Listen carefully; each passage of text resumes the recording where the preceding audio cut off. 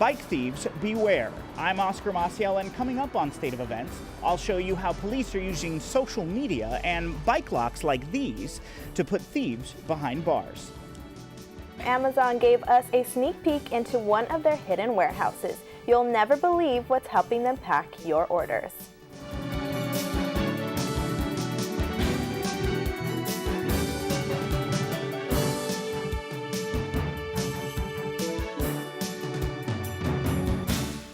Welcome to State of Events. I'm Victoria Alanese. And I'm Christy Reno. Thanks for joining us. San Francisco is a bike-friendly city, and it seems bicycle thieves are well aware of that. An increase in bike theft has riders wondering how to protect their property. Reporter Oscar Maciel explains how police are using social media to fight back. Oscar, what do police think is behind the increase in bike theft?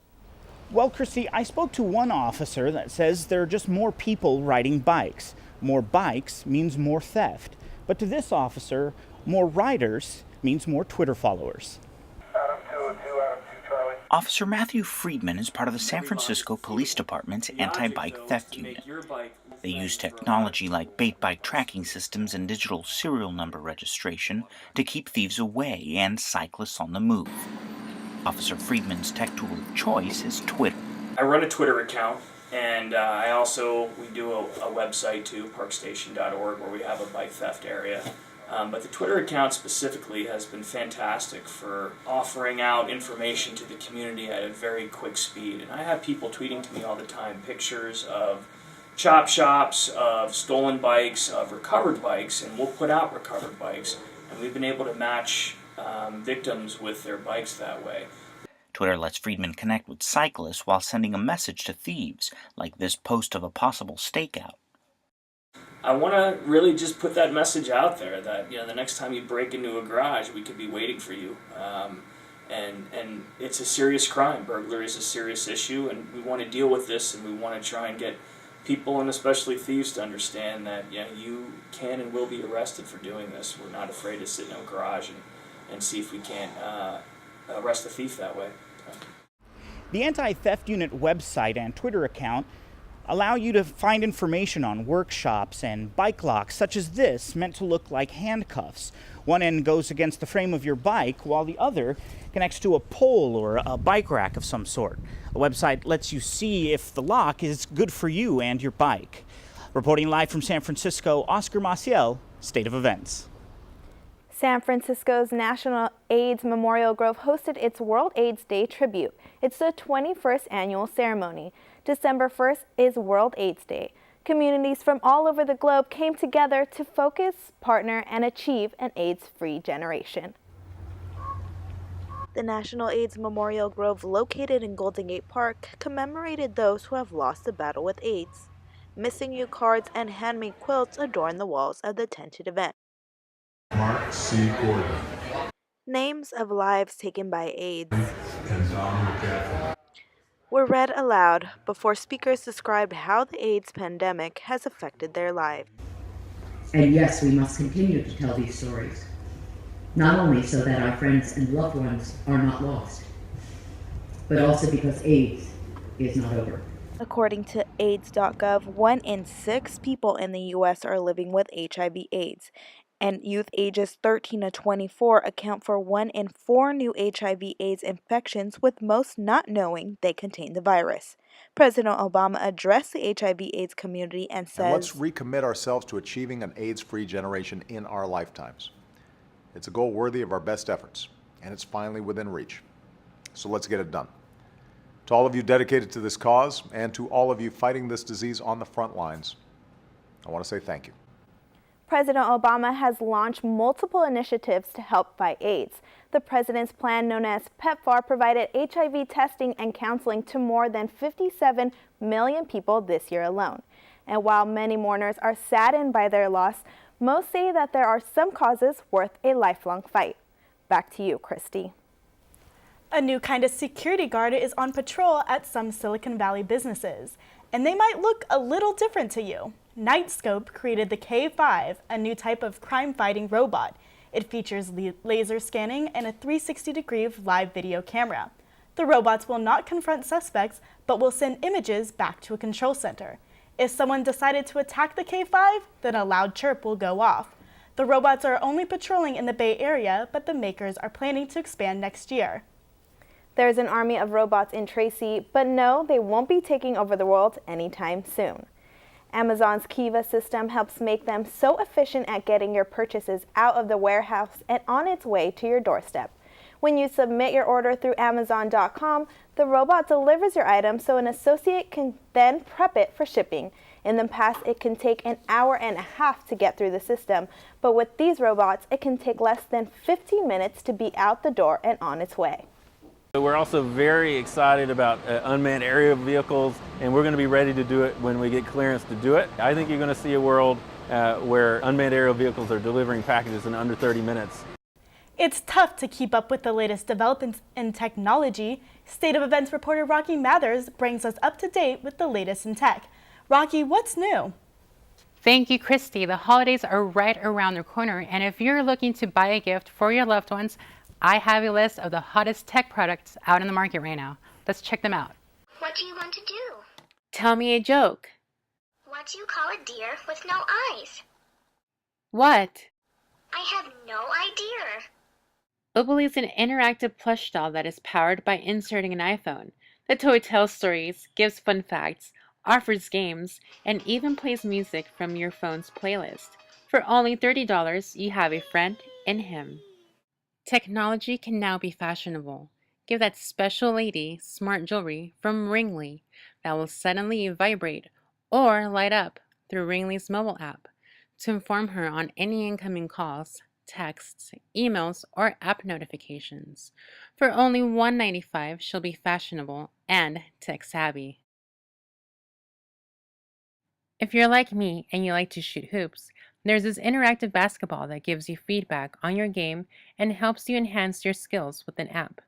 Splurge a little, and for $250, it's like having your own coach. When I searched for these products on a search engine, it gave me a list of many different prices from many retailers, so make sure to check them out online for the best deals. And remember that no matter how advanced a product may be, it's a thought that counts. Happy holidays. Reporting live, I'm Rocky Mathers for State of Event. Back to you in the studio. This season's holiday shopping started on Thanksgiving Day this year. Many of the big-name stores opened at 6 p.m. on Thanksgiving, but there were 5 million fewer shoppers this Black Friday. According to the National Retail Federation, shopping on Thanksgiving dropped close to 2 million people from last year. This decline may be because of the increase in shopping on Cyber Monday.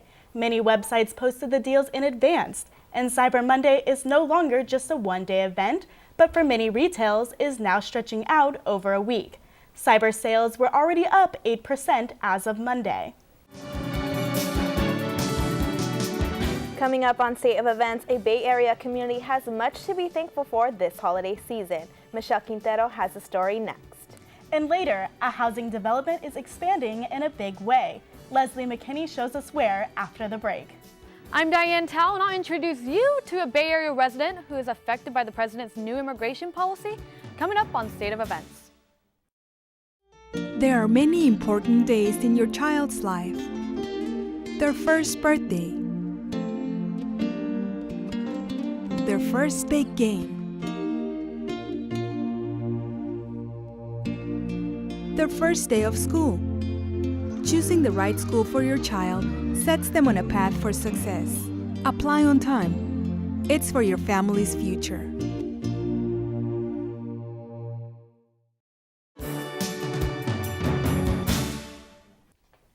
Welcome back to State of Events. Most of us are fortunate enough to enjoy a Thanksgiving feast every year, but some people have a harder time affording it. Michelle Quintero shows us how some members of one East Bay community came together to feed those who were in need of a Thanksgiving meal. Michelle? Thanks, Christy. The Ambrose Community Center gets together every year to provide a meal to those who are less fortunate. And I got to attend this year's celebration and saw the huge impact a small event like this one had on the Pittsburgh Bay Point community. Turkey, gravy, and mashed potatoes, topped off with a yummy dessert. These are some of the items offered at this year's Thanksgiving feast at the Ambrose Community Center in Bay Point. People of the Bay Point community, including Alma, started lining up in the early morning to receive a meal. Yo vine a I came to this Thanksgiving feast to give thanks to God for blessing us with another day. Dozens of volunteers from various organizations and churches came out to feed the people of the Bay Point community. You know, it's unfortunate, but once a year, it appears that we all think that we're supposed to be thankful. We should actually be thankful every day of the year. And it really kind of shows uniqueness. It shows a unity of spirit for us to come together and support those in the community. And this effort could not have taken place without people's support. We rely heavily on just outside people giving. I mean, you know, these turkeys were cooked by one ministry. The hams were brought by another ministry. The clothes that are given, you know, just everybody coming together and giving is what makes this happen. Mary Torte of Pittsburgh came out to enjoy her meal with a group of friends. It's a very wonderful year and a very, very wonderful time of the year. I love Thanksgiving because there's no gifts. But the lunch here or dinner is a gift. So, you know, it's wonderful. The Ambrose Community Center has Christmas events planned as well. Breakfast with Santa will take place on December 6th, and a tree lighting ceremony will be held on December 10th. For more information, please visit ambroserec.org. Reporting live from the newsroom, I'm Michelle Quintero, State of Events. Back to you in the studio. Thanks, Michelle. Speaking of community, San Francisco may see a new neighborhood develop within the next few years, and it could bring some big changes to the San Francisco State campus. Leslie McKinney tells us more about this plan. Leslie?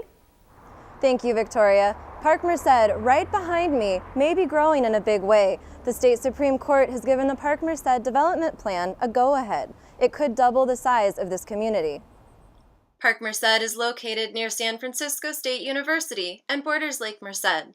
There are over 3,000 existing rent-controlled units in Park Merced. With this new development plan, nearly 5,700 rental housing units, along with retail and office spaces, will be added in the next 20 years. The financial and legal challenges of the Park Merced development have been conquered. Now, it's time to build. The Park Merced development plan was approved in 2011 by the Board of Supervisors, but the High Court did not approve until this November.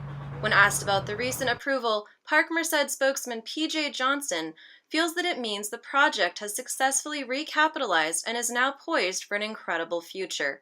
City planners describe the project as environmentally and transit-friendly and also affordable.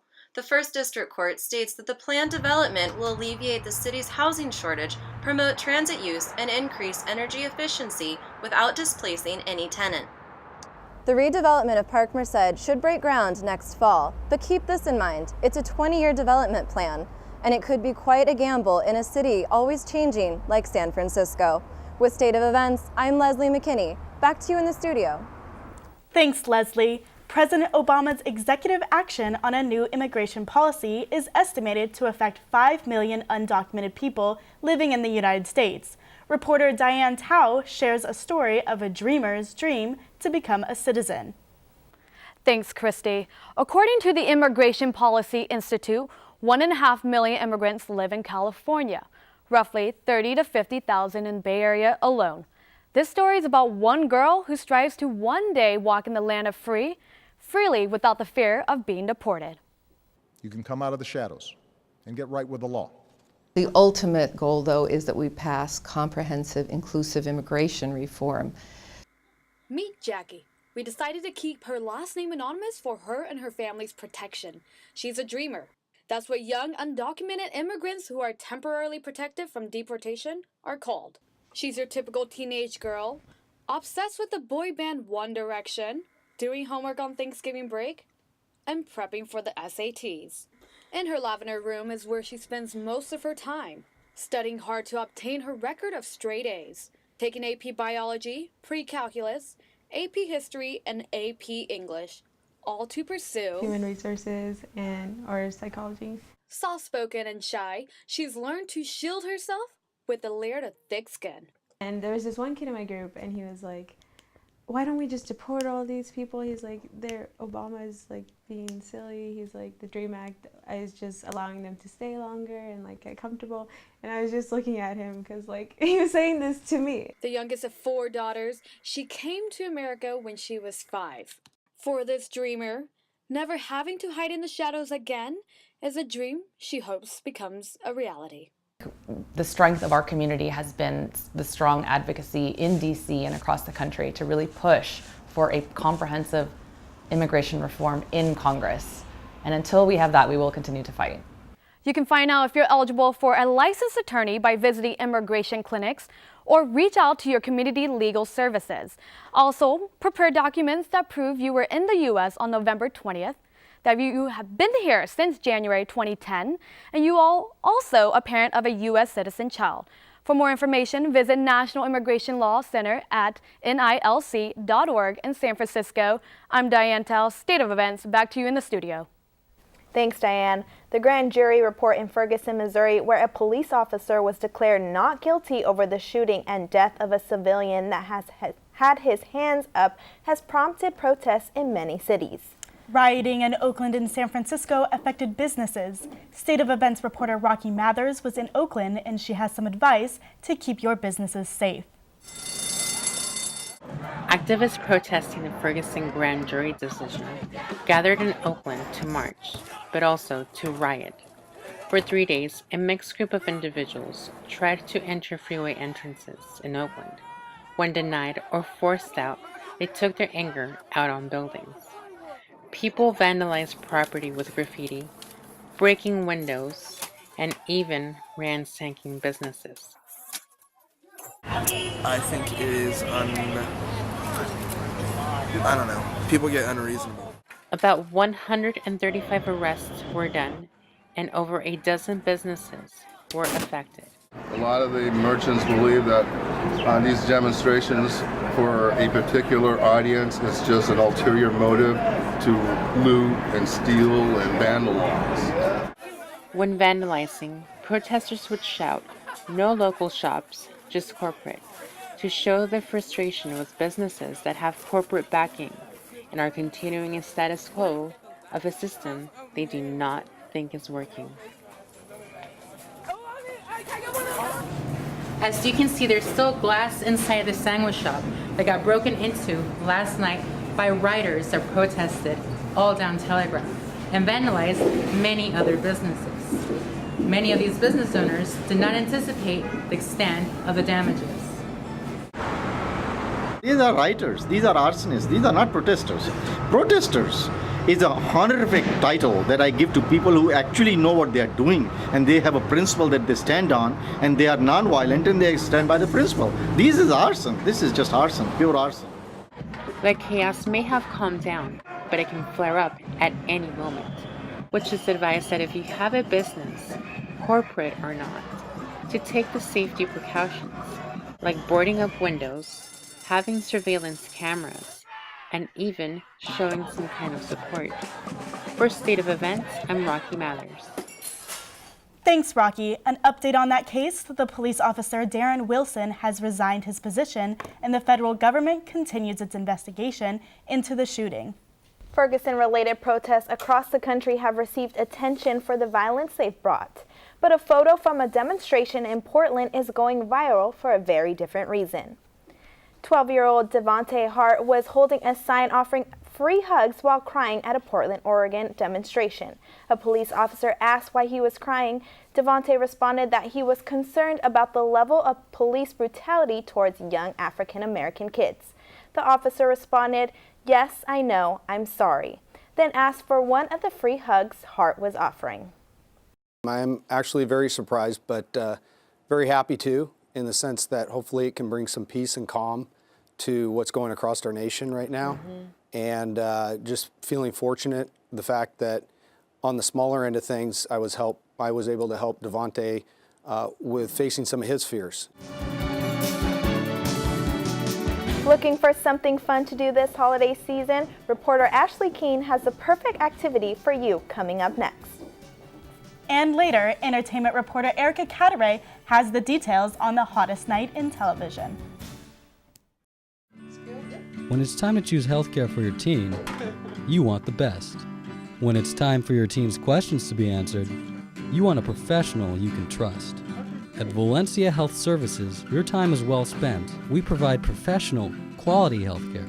Valencia Health Services, dedicating quality time to professional healthcare because your teen's health is our first priority. Valencia Health Services, quality time because we care.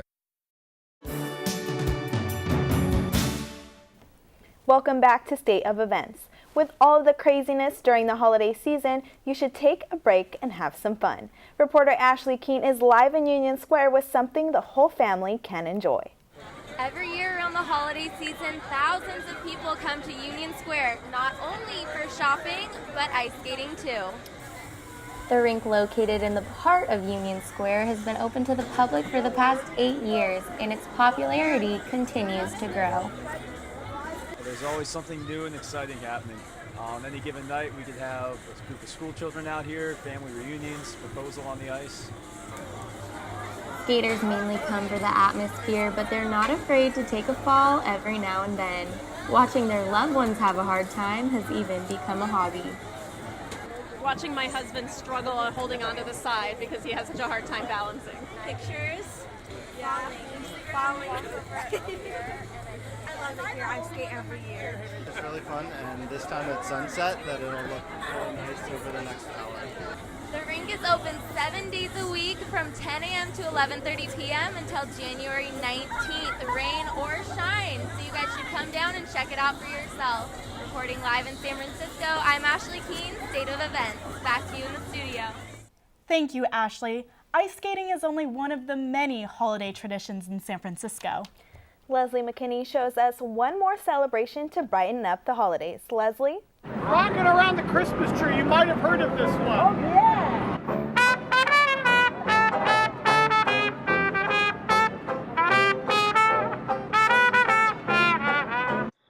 The Snowflakes on Market lighting ceremony took place just before Thanksgiving. San Francisco ballet students appear in full costume, and live music is provided by the Clint Baker Jazz Band. The idea is to kick off the holiday season. So 7 years ago, we brought a few snowflakes, and we brought it to the businesses down here, and we had, through a process, all agreed to definitely have a holiday season. And the holiday season was installing snowflakes all along Market Street. It's a partnership with all the businesses, the Public Utilities Commission, and the San Francisco Public Works Department. We're very proud that not only are they lovely to look at, they're also good for the environment, so we can celebrate that as well. The celebration started right here in the Holiday Plaza with 98 lights. Each year, a few more lights are added. 5, 4, 3, 2, 1. Light them up.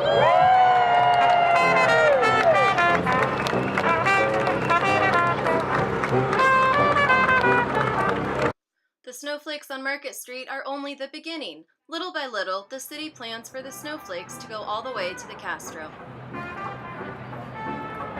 As you can see behind me, the snowflakes on Market Street have been lit, and it's a beautiful holiday season in San Francisco. With State of Events, I'm Leslie McKinney. Thanks, Leslie.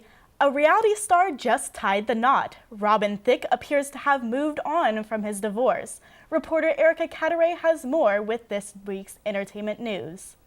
This week has been a celebration of birthdays, weddings, remembrance, and more. But we start off with the Victoria's Secret fashion show. The show was just taped and will be returning to CBS next week. For the first time, it was taped in London this year. Runway models Adriana Lima, Lily Aldridge, and Lindsay Ellingson are just a few of the world-famous models who will be heading down the catwalk.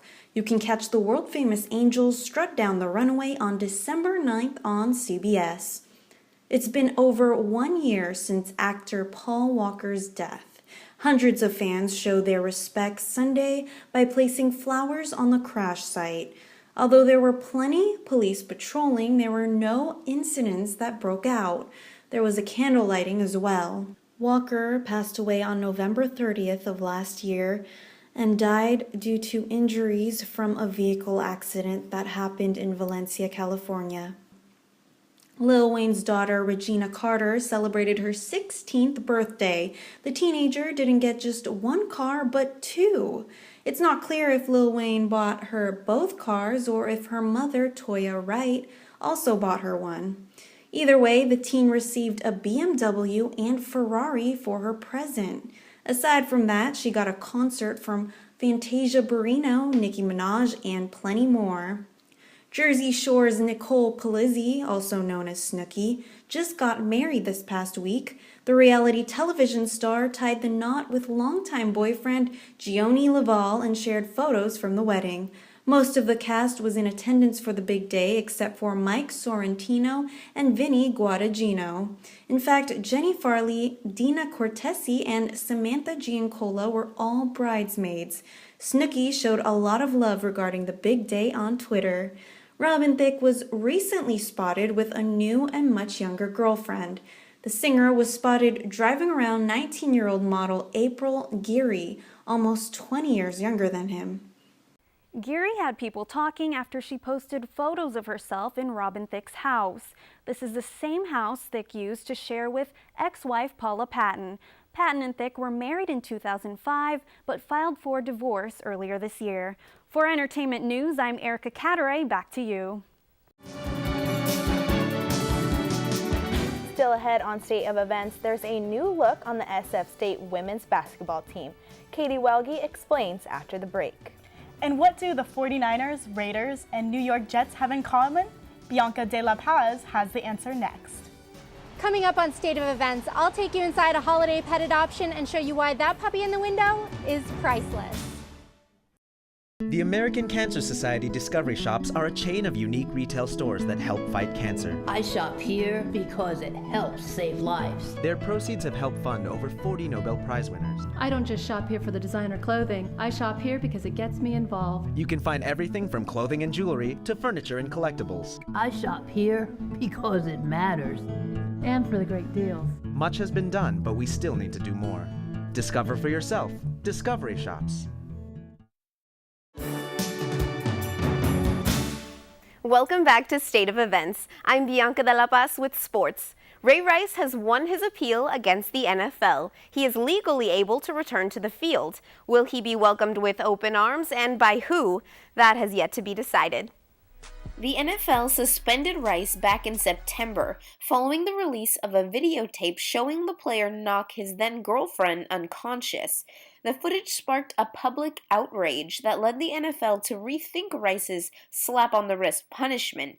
His 2-game suspension quickly became an indefinite one. At the appeal hearing, the judge ruled in favor of Rice. His increased second penalty has been removed, and he is officially reinstated.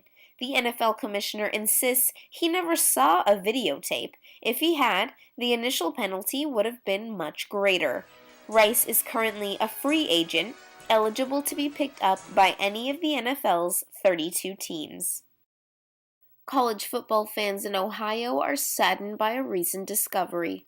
The body of a missing Ohio State lineman has been found. 22-year-old Costa Karageorge had been missing since early last week. According to police, the body was found with a handgun in a dumpster near the university. Investigators say the wounds do appear to be self-inflicted, and examinations will continue. We didn't get it done. The Seahawks played much better team football than we did. After Thursday's Thanksgiving game, many upset 49er fans say head coach Jim Harbaugh should be thankful he still has a job. Despite the not-so-hot performance, Harbaugh's days aren't exactly numbered. Insiders say no changes will be made until after this season has wrapped, and his contract is still good for another year. It isn't a secret that the coach's no-nonsense style has rubbed some people the wrong way. Still, there are a handful of teams, both college and professional, interested in taking Harbaugh off the Niners' hands. According to ESPN, the Raiders, New York Jets, and University of Michigan are just a few looking into the coach's future availability. The SF State's women's basketball team was away over the break, playing Seattle Pacific in Washington. The team is also adjusting to a new head coach. Sports reporter Katie Welge has the Lady Gators covered. The Gators are off to a rocky start with an 0-2 record so far.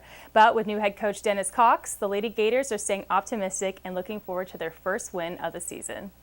The SF State women's basketball season is well on its way. Over Thanksgiving, the team traveled to Seattle, but the Gators could not overcome a 10-point halftime deficit as they fell from 84 to 54 Wednesday night. Joining Leticia Galarza in double figures was Savannah Camp, who scored 12 points on 5 for 10 shooting while grabbing 5 boards. Michelle Sutton scored 10, going on 4 for 8 from the floor and 2 for 4 from the free throw line. New head coach Dennis Cox discusses the team status and how they've been playing lately. We're working hard in practice, and I think it showed in the game tonight that we worked extremely hard. We made a lot of mistakes defensively, but it wasn't for lack of effort. I try to come to practice every day with intensity because I know our head coach wants intensity in practice, and since we're going to be an up and down team, everybody has to come ready to play and full court press and come with that energy. Our strengths, I think we're very selfless. We always look for each other, and we have fun making that extra pass, so I feel like our selflessness is something that's hard to come by in a team. With a new head coach and leading star players and great team chemistry, the Gators seem to be looking towards a bright season ahead. The team will return to action this Friday, December 5th, as the Gators begin their conference schedule hosting Humboldt State. Tip-off is at 5:30. I'm Katie Welge, live in San Francisco, State of Events. Back to you in the studio. Thanks, Katie. That wraps it up for sports. Christy and Victoria, back to you. The holidays are a time of giving. For many animals, that gift is a new home. Sheree Honeycutt takes us through the most important day of one puppy's life. Sheree? Every year, the SFSPCA puts dogs and cats at the window in Macy's at Union Square. To date, over 8,000 pets have been brought together with their owners. This holiday season, I saw one puppy find a new home. Going home for the holidays. It's something to look forward to all year, but for many dogs, it's all they really want. But today, one puppy found a family. This is the 27th year of the SFSPCA using San Francisco store windows to help dogs and cats find a home. They say it's more than just getting pets adopted. It's saving a life of an animal, and saving the life of a human is great, but when it's an animal, someone who can't speak for themselves, it's just a monumental feeling, and it makes you feel really good at the end of the day. And today is one of those days. Once this puppy meets its new possible parents, he gets to meet his big sister. And since they get along, all that's left is paperwork and counseling. Then this puppy has a home forever. His new parents say adopting a dog is worth the responsibility. Definitely get a dog. Definitely come in, give it a shot, see if you're matched, and it's definitely worth it, 100%. I checked in with Ian and Matt, and they selected the name Morty. They tell me he's getting along great with his new big sister, Duchess. What a wonderful way to spend the holiday season. Live in San Francisco, I'm Sheree Honeycutt for State of Events. Back to you in the studio. Thanks, Sheree. Well, that's going to wrap up State of Events. I'm Victoria Alanese. And I'm Christy Reno. We'll see you next week.